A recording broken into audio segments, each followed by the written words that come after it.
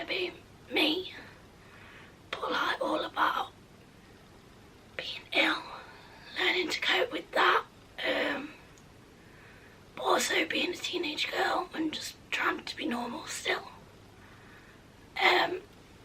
So yeah, I'm going to talk about, I feel like it's got to get out of the way, like explain my illnesses, what that means, what comes with them, just stuff like that. So I did ask for some questions on Instagram.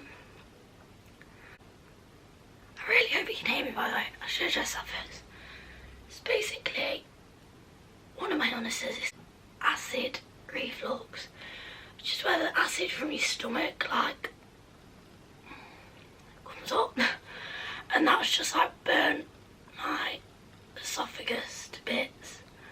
So I've got like loads of nodules on my throat, and also I had a tube put down my windpipe instead of into my stomach. So ever since, my voice has just not been great, and I'm getting speech therapy, but with the pandemic, I don't know when that's going to happen. So that, I pray you can hear me, literally praying, because that's why I've like been wanting to film for ages, and I've got a camera, but it was more like, can they hear me? I'm scared people are going to make fun of me for how I speak, because literally everywhere I go, people are like, you sound like Darth Vader, and I'm like, thanks. So yeah, that's my voice, that's what's wrong with my voice. Hopefully it'll get better. It is quite annoying, but let's have a wee look. Oh, I've actually got questions. Oh my god, didn't expect that. So, someone said, what's your illness called? So, for now, I've been diagnosed with SMA syndrome, which is, I'll bring you up the Google definition. So, SMA syndrome is a rare but life-threatening disease that can cause abdominal pain and vomiting. SMA can occur in patients with a chronic nemesis. So basically, where it all started was, I had my appendix out September 2019. Before that, I wasn't feeling ill, I was normal, I was at school. I was 14, just turned 14. And yeah, I wasn't great at all. And I had my operation had complications, but we didn't really think anything of it. I came home, I started the recovery process, I had physio, tried to walk. Walking was never great, my walking's still not great. Because I was in so much pain. And TMI, as it progressed, by the way, you're on my channel, there's going to be a lot of vomiting, bowel, chat. So trigger warning, if that like disgusts you, then don't watch it, because that's all I'm going to be talking about basically, because that is what I have to go with. So my bowel wasn't working, we kept going into Kingsmill, which is my local hospital, and they would just fob me off, just said like, she's had an operation, like she's going to struggle going to the toilet, like, because your bowel's in shock once you've had an operation. So then I kept going in, and it got to about December, and we were like, this ain't going away. We tried most things, we tried a lot of medicines, and Kingsmill decided that I needed better care, more special care, whereas at my local hospital it's just paediatrics, which is basically all round. It's a bit like a GP, but higher level, like they have to learn to deal with anything. So I was referred, they said they wanted me to go on a wheat-free diet. So I went on a wheat-free diet over Christmas. I wasn't allowed no wheat, and that's really when my eating started to decline, that it wasn't making a difference what I ate, and I wasn't allowed to eat many things. But my problem was that if you keep eating and it's not coming out, and it's going to keep piling up basically. So I just felt full all the time. So I didn't want to eat. The thought of me eating, felt so sick all the time.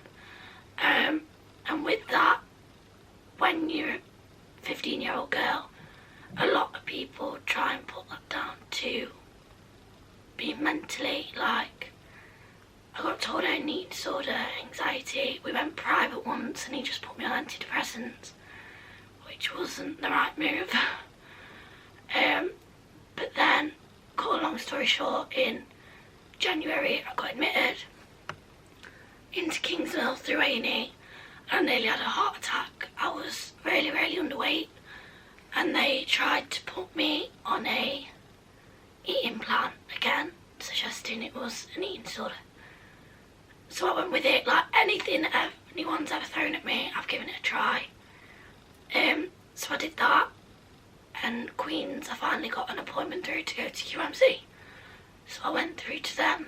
I went to see gastro. They were like, this is more of a surgeon problem really. They were like, is there any surgery we could do? Went to see a surgeon, and then he went on holiday. So I went under his registrar, who was a woman. She was very pregnant. She's lovely though.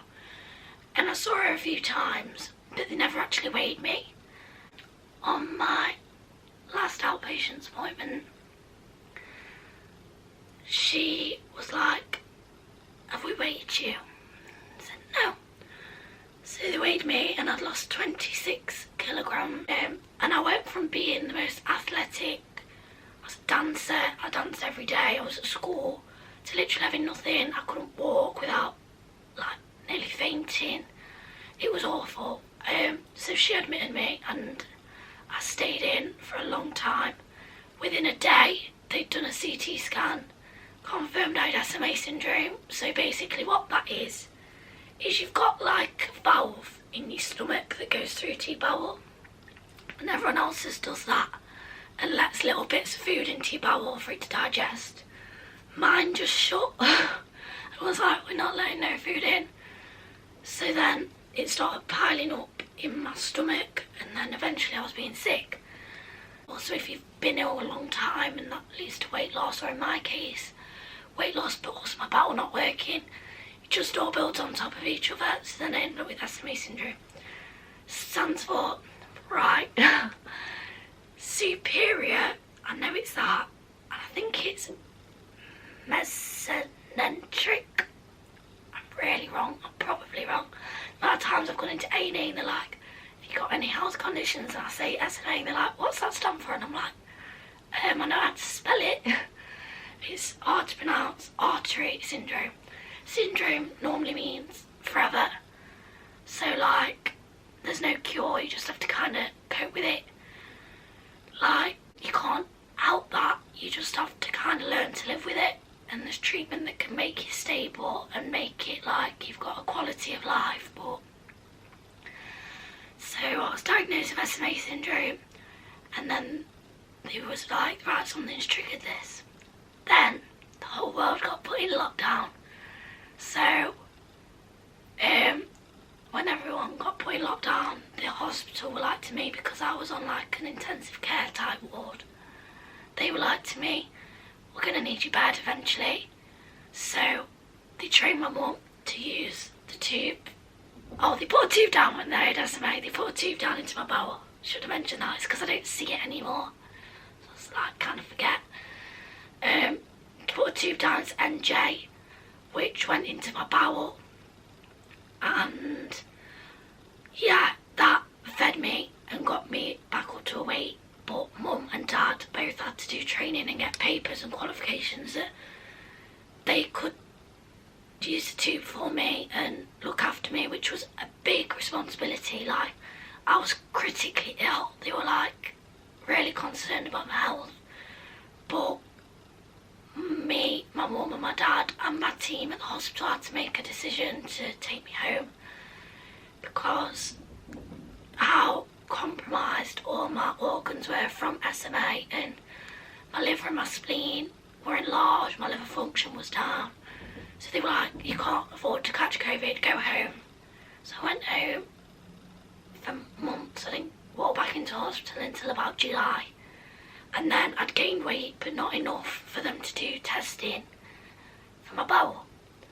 So still no further forward really. In November I started being sick every day again, and it's up to like 20 times a day.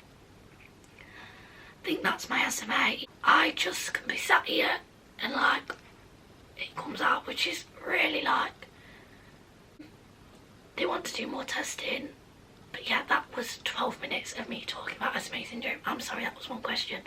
But that's kind of summed up everything I wanted to say anyway, so now I'm going to actually do your questions. Someone put, can't wait for this, you're going to smash it. Someone put, not a question, just hope you're okay, beautiful girl. Someone else put, has it changed your confidence?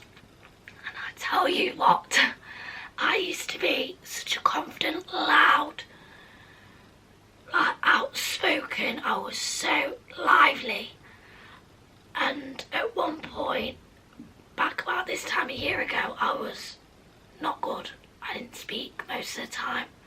When you haven't ate and your body's gone into starvation mode, your brain's like, we haven't got the energy to function, we don't want to talk to people. I got very snappy.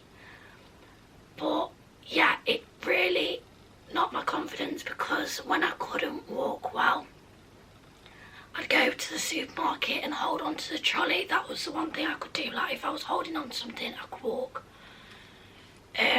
So I would hold on to the trolley and I'd walk around, and lots of people would push me out the way, like sigh at me, make comments. Like old people's the worst. Like they'd be like, you should be running, and I'm like, sorry, like what are you supposed to say? But then when I got the tube for definite, I was like, it was like people, because I live in quite a small town, like I've never really seen anyone else with a tube in this town. So when I am out in public, because for a while it was alright, we're in the pandemic, I didn't see anyone anyway. But now if I go out in public and I don't have a mask on, because that's good, it covers it, I do get asked questions, and especially little ones. Little ones love to go, what's on your face? And I'm like, it's just to make me feel better, like. But yeah, it did knock my confidence a lot, being ill. I went through a phase where I didn't want to get dressed, I was just in my pyjamas all the time. I didn't have the energy to do anything. Slowly, I've said now, like, mentally, I've never been better. Like, I'm at my peak, I feel like me again. Although everything else is like, not. So, even though I have lost a lot of confidence, I'm definitely gaining it back. There's people that are curious, and that's why I've done this. I want to educate people on everything to do with being ill for a long time, especially at my age. I'm supposed to be fit and healthy, and I get a lot of people message me now, because I didn't post on social media for so long. I still don't post on Instagram, to be fair, but I didn't post on social media for so long that people, like, I changed my cover photo on Facebook to me and my mum, and I had a tube in, and everyone was like, oh my god, are you okay? And I'm like, yeah, I've been like this 2 years. But yeah, favourite accessories when having a shit day, i.e. hot water bottle, dog blankets, ECT. I don't know, to be fair. I've always got a hot water bottle near me. Sick bowls. Sick bowls are everywhere in my life. Literally, I've got a stack next to me. Sick bowls are my favourite accessory. But I just love a jumper. I really know, I always wear a jumper.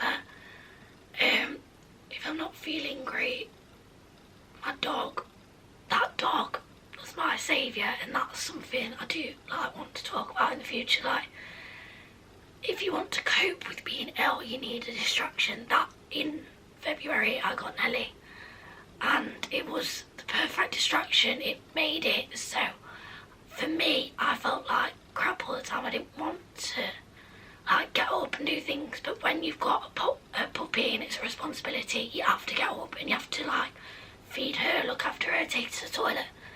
She has been the biggest saviour for me ever. She is honestly my best friend. We're inseparable. Definitely a lockdown puppy that she will not leave my side ever. I've literally had to shut the door, like lock her downstairs because she'd be here, like jumping all over me. Right, my brow tech has said I'll film brow journey, which I do actually want to do a full video on, and when it's allowed I will sit Jenna down, because I have something called trichotillomania, which is a form of OCD, because it's an obsessive compulsive disorder, and it's where you pull out your eyebrows and your eyebrow hair, or like some people pull out the real hair, some people pull out eyelashes, like any type of hair pulling. And it's a form of anxiety and OCD, and it started really when I was ill. I'd always had it before, but not as bad when I got ill. Honestly, I had no eyebrows at all. So Jenna was an absolute saviour for me. Helped me get them back to, this is how they're looking now. I've still not got a lot of hair there, but this one's looking good, which makes me so happy, because it was to a point where I literally had that and that was it. So yeah, I'd love to sit Jenna down and we'll talk about that, because she's helped me so much with my eyebrows. How are you finding lockdown? I hope you're okay. Missing you. Miss you too. And you know what? Lockdown ain't bad. Like, I know so many people have been so mentally affected. Coronavirus on the other hand, I have had COVID. Forgot to throw that in there, I had COVID. My experience wasn't good at all. I had the ambulance out. My oxygen was at like 70. I really was struggling. And the rest of my family really struggled too. I lost my uncle to it within the space of a week. Which was hard. And that's the worst it was lockdown wise for us. But to be honest, it's like, since having my appendix out, I never really went out anyway, so it's not really much of a difference to me. Like, my brother and sister are in school because my dad's a key worker and my mum is my carer. Yeah, my dad goes to work. It don't really feel as much of a lockdown. The first lockdown, I loved it. Like, the sun, that is one of the things that made me feel so much better, that I could sit in the sun. Like, it just, I'm so grateful for the first lockdown, because it gave me time. Because for that 6 months since having my appendix out, I was in and out of hospital. The whole family was broken up all the time. Like, my brother and sister really suffered because they'd never see me. My mum was always with me, or my dad would be with me at the weekends, so we were never together as a family. So that lockdown, the first one, was a godsend, that we could all just be together and there was no distractions. My dad wasn't working then. The first lockdown was good. The second lockdown didn't really feel like a lockdown. This lockdown, I've got back on with schoolwork, on online classes, which is something that took a while because my concentration was so bad. Don't get me wrong, I lose concentration a lot now and I'm being sick throughout lessons, but like, that's another thing that my mindset just changed. I was like, I need something and I need a future, because I didn't want to stay on. I missed 2 years of school. I didn't want to stay back here. I was determined that I wouldn't do that. Got on with schoolwork. So they are my biggest tips for lockdown, is keep yourself busy. Schoolwork, baking. The first lockdown is so much baking. If you've got a pet, teach them new tricks. Keep yourself in a routine, like, as much as you can. Yeah, that's it really on lockdown. Like, I don't mind it that much. I miss my friends, but at the same time I didn't see my friends for ages anyway because I wasn't at school. So I haven't actually really seen anyone from school since September 2019. Wow. And I've made so many new friends being ill. And that is something that, being ill at my age, it teaches you a lot of life lessons. It's I've learned who my real friends are. I've had to learn how to conduct myself to a healthcare professional or a consultant, which I never would have been able to do before. Even though I was confident, I would never know how to put myself across. But yeah, I definitely think lockdown helped me, but I know it's not the case for a lot of other people. I've still got more questions to answer. Sorry, my camera got off. So I got one that says, what is it like living with an NG tube? So, it's hard, it's annoying, and when it comes out or it gets blocked, it's annoying, but it's, you get used to it. I can't feel it anymore. I've had it in a year now. It's March, isn't it? So I've had it in a year. So I've got used to it. NG is a lot better than NJ. NJ was, that's when it's in your bowel and not your stomach. This one's in my stomach. So when it was in my bowel, it was a lot, it was hard work. I was on feeds 20 hours a day. I only got 4-hour breaks, so I'd have 2 hours in the morning, 2 hours at night, where I'd not be attached to a machine, whereas now I'm not on a machine because I can't keep it down. So to be honest, I'm really thankful for it. It saved my life. So yeah, you got to do what you got to do, and if it means I've got a tube in to make me gain weight or feel better, then that's what it takes. Right, so someone else said, do you miss being able to eat properly? I assume you can't eat because of your tube. So I do eat bits. By bits I mean not even what a toddler would eat. Like a few mouthfuls. I try everything, and I still try and eat meals in a day to keep myself in that pattern. So I'm not used to eating. I went fully no eating from March to May. I didn't eat anything, but I was still drinking. May to about, when was it? June? About June. Like, because the tube blocked. They put the tube down this side, and this is when my voice happened. And it was like sat on a nerve, and it hurt my throat all the time. So I couldn't actually swallow anything, so I didn't drink or eat for a month. So I was completely no by mouth. And then I started eating again when I got that tube changed only a little bit, so I was just trying foods. Then I went to Portugal in August, and that's when I really tried a lot of things, because you can't beat food in Portugal. So I was just trying it all the time. And I went through until about November where I was eating bits. I was keeping down as well as feeds. Now I still try and eat, but it more than likely comes up. I can't really keep many drinks down. Definitely can't keep feeds down. So at the minute, kind of surviving on whatever actually stays down, which is rare. But yeah, what was it? Do I struggle? Oh, do I miss being able to eat? No, because I can still eat bits, it just don't stay down. My palate has changed a lot though, like, I definitely don't enjoy as many foods as I used to because it puts you off when you sick it up. It's annoying. Last one, what initially caused your illness? And I kind of just at the start, it was my appendix. Well, a lot of people confuse out that like the operation made all this happen. No, it didn't. Like, my appendix, there's nothing to do with that anymore. It's just my body after that, like, has not reacted well. I don't really know.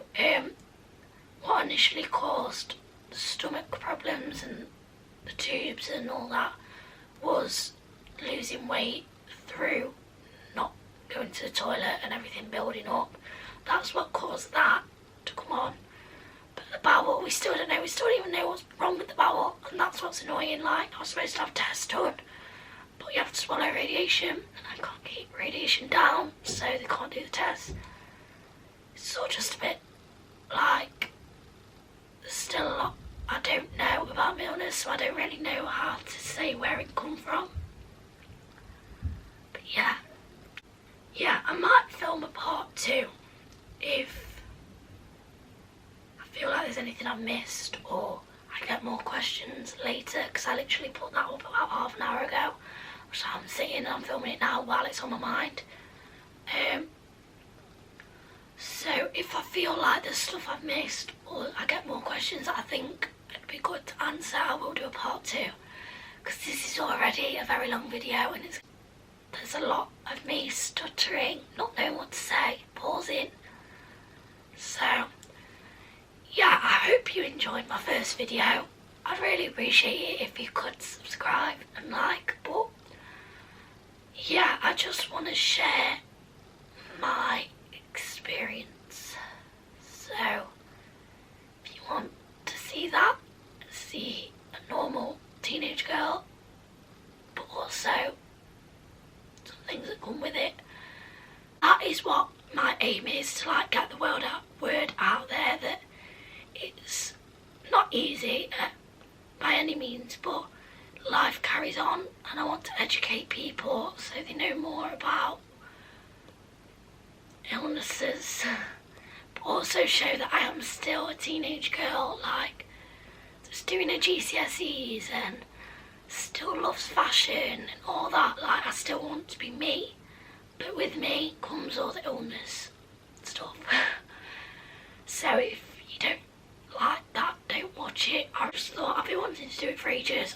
Mum got me a camera last June because I was like, I'm going to start YouTube, and I've been filming loads of stuff for a year but never had the confidence because of my voice, because I thought you couldn't hear me. But you know what, stay tuned because I'm hoping that I'll post regularly. But yeah, it's been really therapeutic for me to sit in front of a camera and just talk about it. It was just one girl or one boy that had gone through something similar than me, and they saw this and it helped in any way. That's what would make me happy. That's what I'm doing it for. Like, there's so many people I watched who I felt were similar to me, and I was like, wow, it's not just me. Like, yeah, so I hope you enjoyed the video. Thank you for watching, and hopefully see you soon. Bye.